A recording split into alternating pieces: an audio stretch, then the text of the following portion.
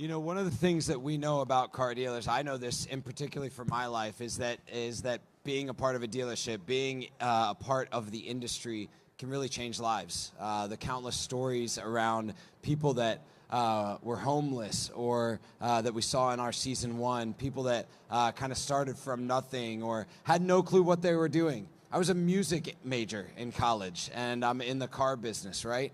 And I think that that's one of the storylines that we're really trying to highlight, is that the career path, the opportunity, you know, Paul actually says a lot, and I'm going to steal his words real quick, is that in the automotive industry, there's really no ceiling, so you can go as high as you want, but there's also no floor. The ground level is all the way at the bottom. It doesn't matter what you've done, where you've been, who you are, who your family of origin is, whatever it is. The automotive industry has a place for people, and you know, probably if you look around the room, there's people that have maybe come from money or come from nothing, or come from overseas or come from the U.S., and all of those people are welcome here. You walk around this floor and you see the diversity of thought, the diversity of political orientation, the diversity of gender. Everything is welcome in this industry, and I think it's unique in that way. So, you know, we wanted to bring Ed up to kind of talk about his journey, because I think it's a really unique journey that you've had in the auto industry. First of all, give a little bit of background to where you are today, and then we'll kind of go back in history a little bit. So today I'm the COO of Bozard Ford Lincoln, an industry leader, especially from the Ford side of the Ford brand. I'm an author and also the CEO of Mal One Leadership. So pretty cool journey on how we got here for sure. Okay, so you didn't start out your life saying, like, I'm going to be in the car business. Why don't you tell us about how you found your way into the industry and what it changed for you? So like most all of us, I stumbled my way in.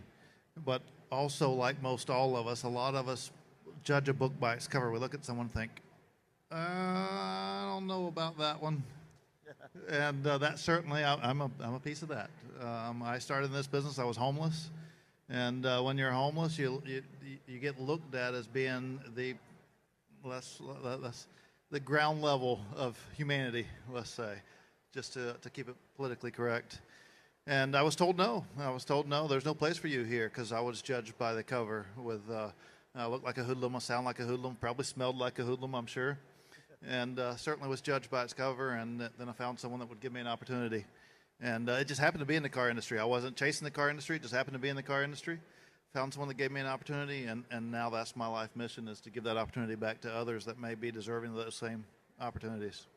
I can tell you we got to spend several days with you and Letty and Bo Bozard, and you know, one of the things that was, it's not surprising because we've seen it so many times, but I think every time we see a different iteration of what it means to take care of your people at a dealership, I can't help but think there aren't very many other places, other industries, other businesses, whether, I don't care what industry, where the level of care for the people is expressed in so many different ways. And I'm not talking about in superficial ways. I think a lot of times companies will do a superficial program to show the world that they care, but in the end, there's not a lot of participation, and I think that's just evidence of it not being very authentic. But when we were there, we got pulled into a baby shower. We did, and that's in the episode. We heard about programs that take care of employees when they are down and out and they need some help, managed by other employees. Tell us about that program, actually. I think that's really special. So we have an emergency employee assistance fund that is employee funded. Everybody can put something in from their own paycheck. And then also, if there is someone having a challenging situation, the employees vote on, is it something that is self-inflicted, or is it a challenge that was faced, that they stumbled into and have to face to get over, and determine the level of assistance that we can offer them to help them overcome those obstacles. And those things can be life transforming, because when you're facing those obstacles, you feel like everything's caving in on top of you. And then when your own people come around you and support you and help bring you out of that, then you say, yes, these are my people. I feel like that is indicative of the familial nature of broader auto, but also dealerships or the community around an industry partner, to say, like, we're going to get behind this person together. We see that in fires or hurricanes nationally where people gather and rally around. I'd love to hear from your perspective, and also because you and Letty and Bo, the owners of the Bozard organization, bringing more than cars to your store was really important to you and them. Why share these stories, and why is it important to your organization to broaden the visibility of what you're doing? Our industry, unfortunately, and as you guys talked about, you don't know how many industries gets this tied in. Well, everyone needs transportation, and so it's our way to connect with the community. And when you can take those elements and connect with the community at a level where it lifts everyone around you, it's rewarding for everyone involved. And the opportunity to be able to help someone grow from not having a direction in life to becoming someone that drives the store, or whatever that situation may be, as you said, that you can go as high up as you want. You can certainly back your way out if it's not what fits. But if you connect with people, then there is no limit. The center point of a lot of what we do and what we say, it's not just feel good, and it's not just doing good for good's sake, and that is kind of what we believe at our center. However, I think it's important to have more in the industry adopt this mentality.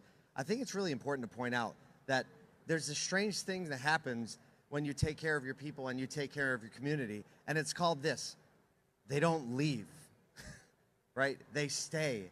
And not only do they stay, but they actually fight for the person on their right and on their left. And they actually get really engaged, and they start to try to learn a lot more about their industry. And they get smarter, and they learn more about the tech and the marketing and the operations, and they aspire to grow. It feels like it's a cultural thing, and what being at Bozard is indicative. And I'm sure if we drill down into your employment numbers, it would be very obvious. I don't know if you have anything to share on that. So yes, we're in an industry that there is a lot of turnover, more turnover on the variable side than on the fixed side, but there's a lot of turnover. I mean, an average lifespan of a service advisor in a car dealership is 2 to 5 years. And we got advisors that's been there for 30 years, and we have less than 5% turnover throughout the store. But it's connecting with our people, and it's learning what their strengths are and building the environment around them to enhance and highlight their strengths. And when you do those things, we talk about it's tough to find people, it's tough to do this. I have people that wait 2 years to come to work for us because we try to promote from within. Let me rephrase that. We don't try. We promote from within. And when you do those things, the person that wants to come in isn't the next in line. It doesn't matter their qualifications. They're not next in line. But there becomes a point to where, yes, we don't have anybody prepared for that next role, and there's an opportunity. So when you can put yourself in that position to where someone will wait 2 years to come to work for you, that's pretty freaking cool. But also that ties into you should always be recruiting so that when those opportunities are knocking, you don't have to say, okay, will this person fit? You say, which person fits us best? Some of the questions that we get a lot when we're saying, hey, look, you really should adopt this more than cars mentality and reposition how you train, how you employ, how you approach the community, the amount of money that you give back. The question always comes, and it's a fair question, is what's the business outcome of that, right?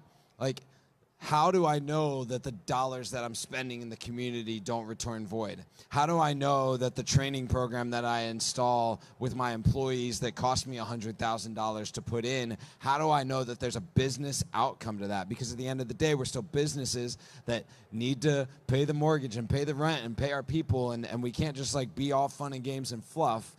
Can you talk a little bit about the business outcome over the last 10, 11 years that you guys have seen from really embracing this type of mentality?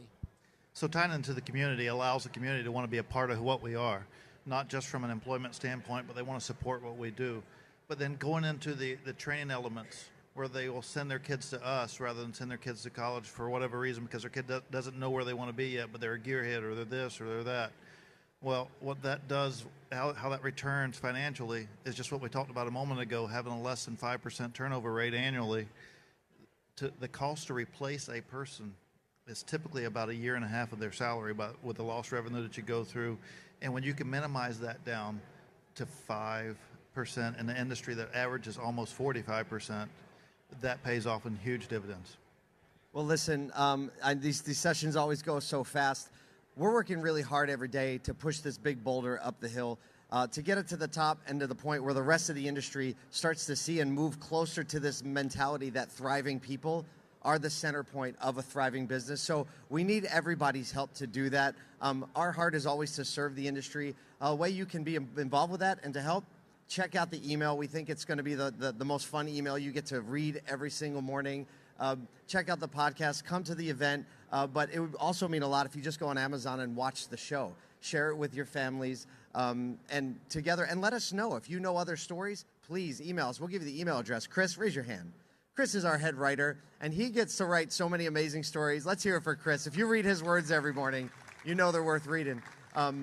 If you have great stories, send us the email to crew@asotu.com, and we'll make sure that the rest of the industry knows it. I think we're going to play the trailer one more time. Yeah, we'll play trailer season 1. We have these pins. They say more than cars. If you adopt this more than cars mentality, you can see Chris or Anne-Marie or Jean or any of the team with this more than cars thing on it, and we'll get you a pin. But thank you guys for hanging out. And if you weren't here at the beginning, we'll drop season 1, which is on Amazon Prime right now. Thanks, guys. A lot of people have a perception of car dealers, right? The stigma we talked about. And then they come into a store like this, and they meet people like yourself and your team here. There is a secret hiding in plain sight in car dealerships all across the country. Join us as we travel the nation to finally tell the truth about car dealers. Instead of the stigma of we're going to really rip some people off today, it's like, no, we're going to be better parents. We're going to be better family. We're going to be better friends. We're going to be better people. I love dealing with people. They are so invested in their people. Like, I feel this is my family away from my family. I gotta take some action. I need to talk to my son and be a mom. Did you ever think you'd come to work? Someone's gonna sit there and say, I would not have a relationship with my son if I wouldn't have been. Like, y'all are a part of that. Is this a competitive store? No, not at all. Why would you say that? I was actually homeless. Like, I was staying in my car. They give me everything I need, instruct me, they teach me. This is More Than Cars.